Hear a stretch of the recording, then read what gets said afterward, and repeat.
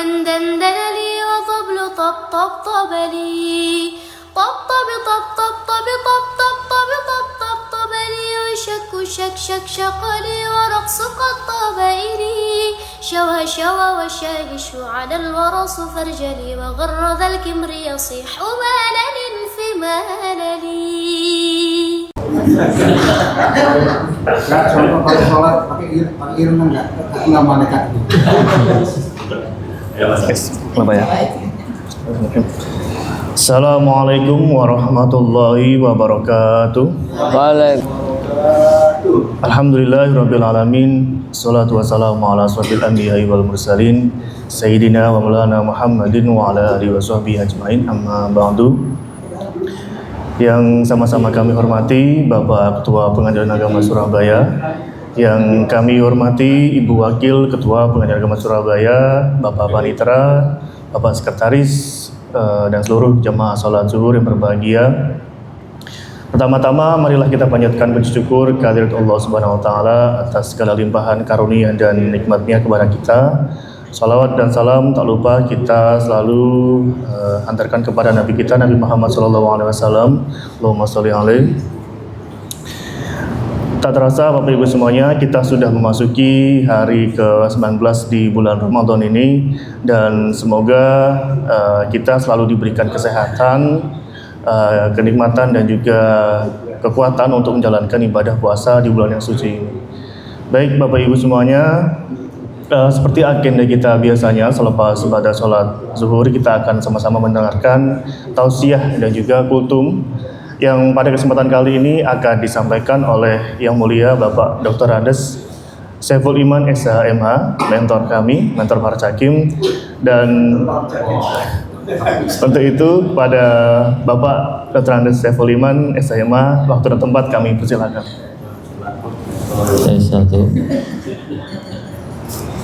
Assalamualaikum warahmatullahi wabarakatuh. Waalaikumsalam warahmatullahi wabarakatuh. Bismillahirrahmanirrahim. Alhamdulillahirabbil alamin, wassalatu wassalamu ala asrofil anbiya'i wal mursalin sayyidina wa habibina wa syafi'ina Muhammadin wa ala alihi wa sahbihi ajma'in. Subhanaka la ilma lana illa ma 'allamtana innaka antal alimul hakim. Bapak Ketua Pengadilan Agama, Ibu Wakil Ketua Pengadilan Agama Surabaya yang saya hormati, rekan-rekan hakim, Bapak Panitera, sekretaris, seluruh karyawan karyawati, keluarga besar Pengadilan Agama Surabaya yang alhamdulillah dicintai oleh Allah Subhanahu wa taala. Mudah-mudahan puasa kita pada tahun ini diberikan kesempurnaan oleh Allah Subhanahu wa taala. Amin ya rabbal alamin. Salawat serta salam kepada junjungan kita Nabi besar Muhammad sallallahu alaihi wasallam. Ini alhamdulillah kita sudah hampir selesai di 10 hari yang kedua di bulan suci Ramadan. Wa awsatuhu rahmah, awaluhu rahmah wa awsatuhu maghfirah. Ini tinggal beberapa hari lagi, 10 hari yang kedua sudah selesai. Nah, mudah-mudahan kita tetap diberikan piala oleh Allah Subhanahu wa taala, karena biasanya piala itu dikasih yang terakhir. Di lomba-lomba itu piala hadiah yang besar mesti terakhir. Bener apa enggak ya? Hadiah yang terbesar. Nah, ternyata bener, Lailatul Qadar fi asril awakhiri min Ramadan, dalam hadis Nabi Muhammad SAW, itu piala terbesar Lailatul Qadar di bulan Ramadan ini itu justru di 10 hari terakhir. Satu malam pada malam Lailatul Qadar tersebut nilainya sama dengan alfi syahr, 1000 bulan. Maka siapa yang beramal soleh pada malam Lailatul Qadar itu sama dengan nilainya beramal soleh selama 1000 bulan. Itu diletakkan di 10 hari yang terakhir. Bapak Ibu semua yang jamaah yang saya hormati, saya di sini hanya menyampaikan sedikit karena ini sudah banyak orang yang alim. Nah, saya hanya ngobrol saja. Bahwasanya puasa Ramadan ini adalah bulan yang penuh rahmat, bulan yang penuh maghfirah, dan semua pahala kebajikan dilipat gandakan oleh Allah Subhanahu wa taala. Dalam hadis Nabi Muhammad SAW saya baca, amalan sunnah dilipat gandakan seperti amalan wajib. Amalan wajib dilipat gandakan 70 kali di luar bulan Ramadan. Inilah promo besar-besaran dari Allah Subhanahu wa taala, diskon besar-besaran dari Allah Subhanahu wa taala, termasuk juga pada bulan ini adalah bulan penataran, penggemblengan kita semuanya agar menjadi la'allakum tattaqun, orang yang bertakwa kepada Allah Subhanahu wa taala. Bapak Ibu sekalian saya hormati, sebenarnya di bulan Ramadan ini jangankan kita beribadah, tidurnya orang yang berpuasa karena capek untuk beribadah, capeknya bertadarus di malam hari, itu bernilai pahala. Kemudian diamnya orang yang berpuasa bernilai tasbih. Kemudian senang saja, man fariha bidukhuli Ramadan harramallahu jasadahu 'alan niron. Senangnya saja dengan puasa Ramadan ini, maka tanda-tanda orang itu adalah orang yang baik, orang yang dijauhkan dari api neraka. Senang saja, cinta saja.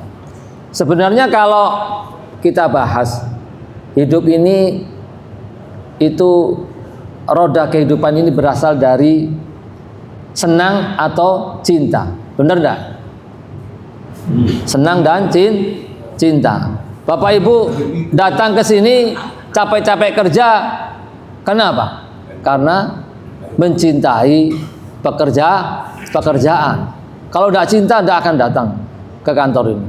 Karena kita sama-sama mencintai pekerjaan kita, termasuk juga kita mencintai keluarga kita, nafkahnya kita yang menjadi tanggung jawab kita.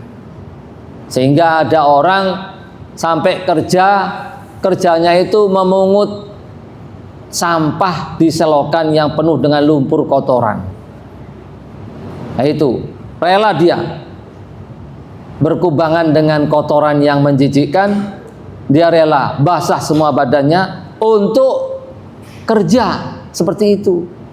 Sehingga ada guyonan dari seseorang, dia rela kepalanya kotor karena cintanya dia dengan istrinya. Kepalanya yang ini kotor, bukan kepala yang bawah ini. Maksudnya kepala yang atas ini rela kotor karena dia demi kepala yang bawah, gitu loh. Ngerti maksudnya?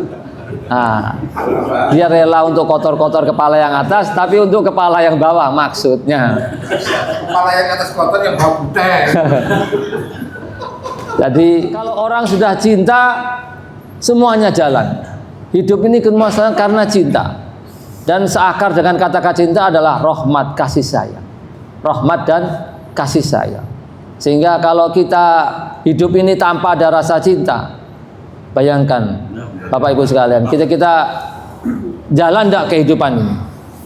Tidak ada yang jalan. Bahkan di dalam kitab Maulid Diba, alam semesta ini diciptakan karena siapa?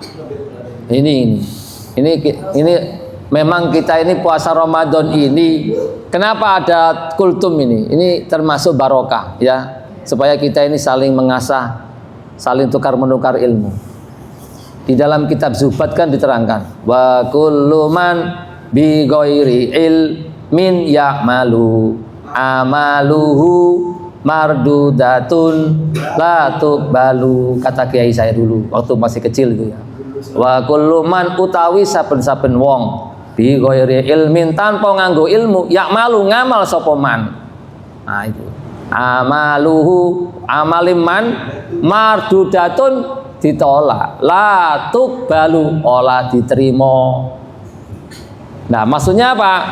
Jangankan Gusti Allah, kita bikin berita acara tidak sesuai dengan prosedur berita acara.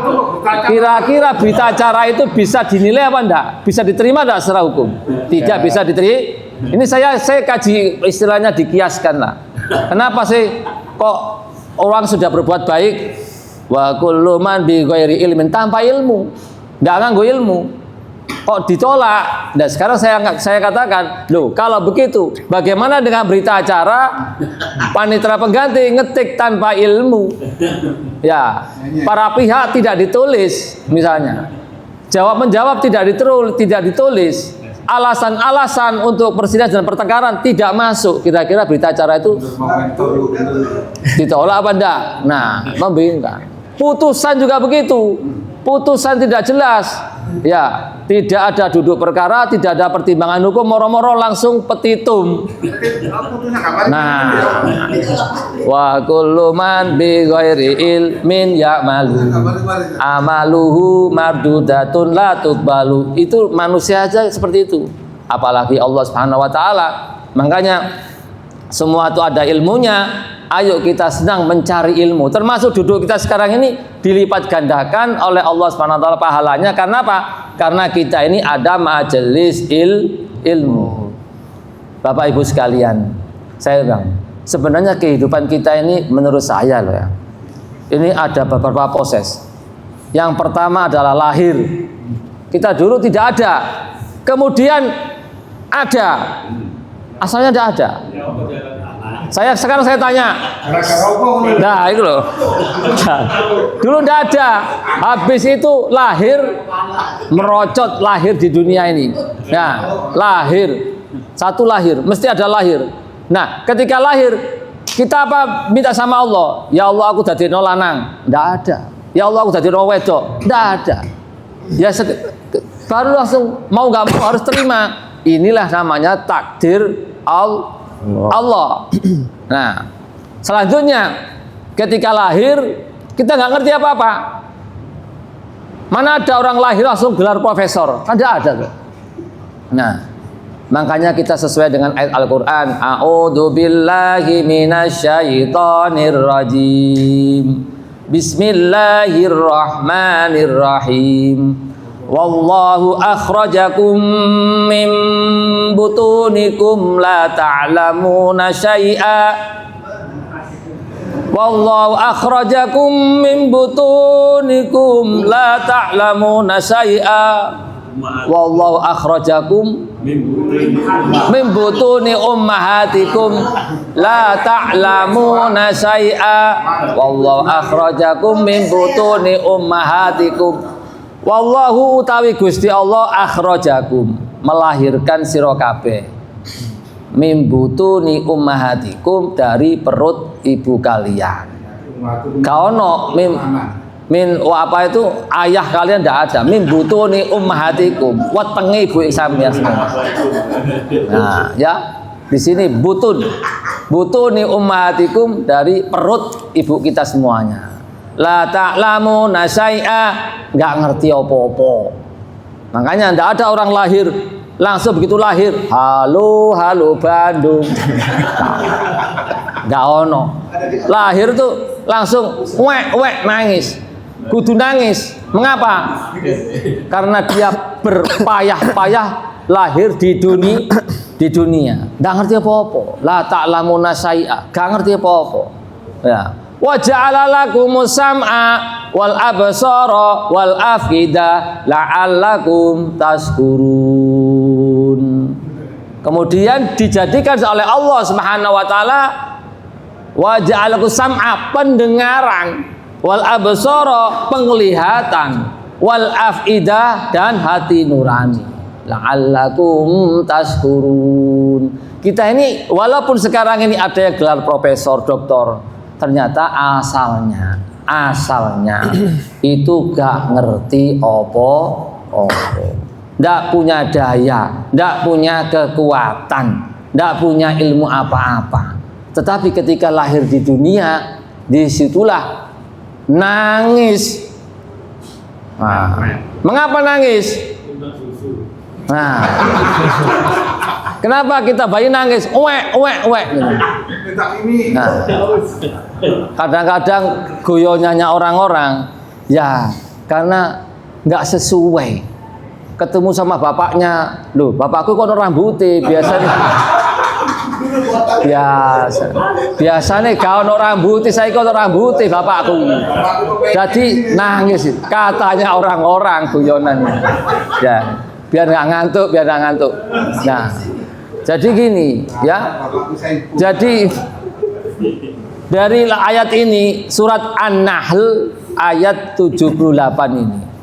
Jadi Allah Subhanahu wa taala menciptakan manusia yang kadangkala ketika sudah selesai dan sukses, naudzubillah min dzalik, naudzubillah ya, ada yang bersifat sombong. Rajanya sombong siapa? Fir'aun, sampai dia mengakui dirinya sebagai Tuhan. Nah, di bawahnya Fir'aun ya banyak merasa dirinya mampu. Ternyata apa? Ditegur sama oleh Allah Subhanahu wa taala dalam Al-Qur'an surat An-Nahl ayat 78 bahwa kita ini lahir tidak tahu apa-apa, nggak ngerti apa-apa, nggak bisa cari makan, nggak bisa. Nah, tapi alhamdulillah rezekinya nggak jauh-jauh. Karena ketika bayi nggak kuat apa-apa, tinggal noleh kepala sedikit ke kanan atau ke kiri, wis oleh panganan. Nah, tinggal nyedot. Lah itu kan nggak jauh-jauh. Lah kita ini yang pinter kok merasa kalah. Wah susah uripan dunia nih, susahnya opo? Bayi aja nggak ngerti ilmu apa-apa aja, tinggal noleh aja wis oleh panganan. Opo mana kita ini yang sudah sarjana, mosok kalah sama bayi. Nah ini ya, ini pelajaran yang pertama ya. Pelajaran yang kedua, ayolah ya, kita ini Masya Allah ya, kalau tahu seperti itu kita ini bakti sama kedua orang tua, Masya Allah. Mimbu ya, akhrajakum min butuni ummahatikum. Nah, satu kisah saya ceritakan, namanya Syekh Abu Yazid Al-Bustami. Nah, ini kalau orang yang mengkaji ilmu agama mesti tahu nih. Siapa Syekh Abu Yazid Al-Bustami? Tokoh ulama kaliber internasional ini, mesti tahu. Ya. Ini pernah disuruh sama ibunya, Abu Yazid carikan air. Nah, dicarikan oleh Abu Yazid malam-malam ke sungai. Ternyata tidak ada. Cari sungainya kering, cari yang agak jauh. Ternyata setelah dapat air, ya dibawa pakai istilahnya guci atau bagaimana nih, pakai tempat gentong. Nah, ibunya sudah terlelap tidur. Apa perasaan Syekh Abu Yazid Al-Bustami ini? Nah, kata pikirannya Syekh Abu Yazid Al-Bustami, ibuku sudah tidur. Itu gentong ini dipegang sama Syekh Abu Yazid Al-Bustami ini, duduk di depannya ibunya yang tidur ini, terlelap, tidak berani membangunkan.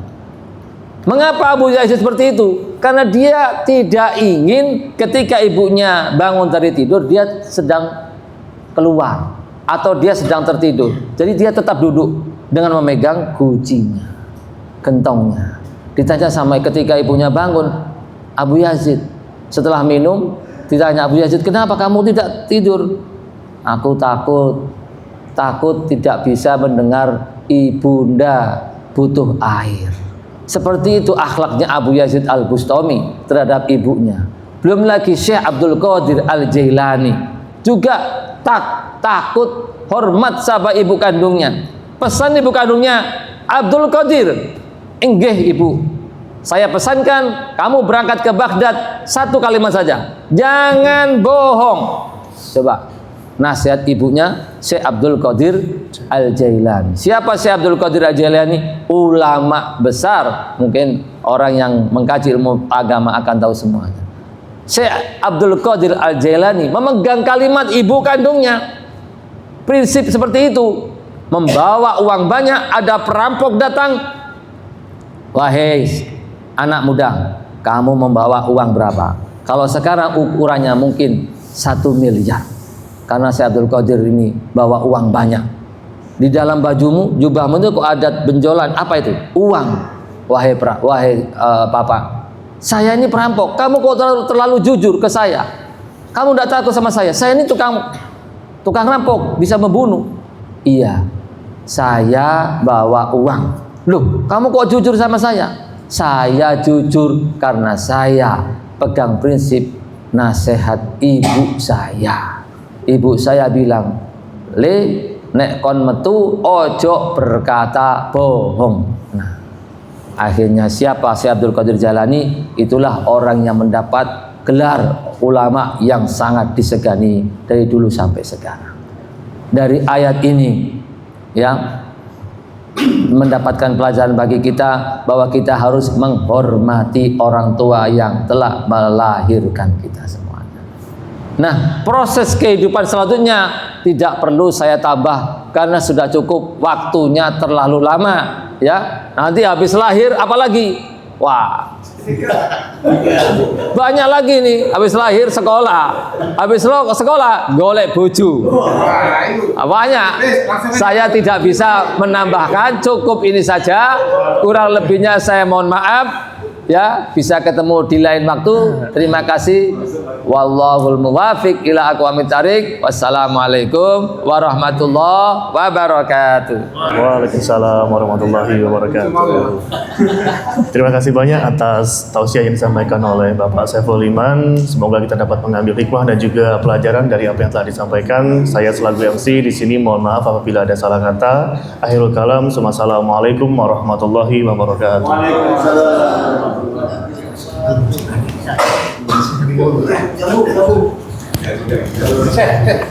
Alhamdulillah.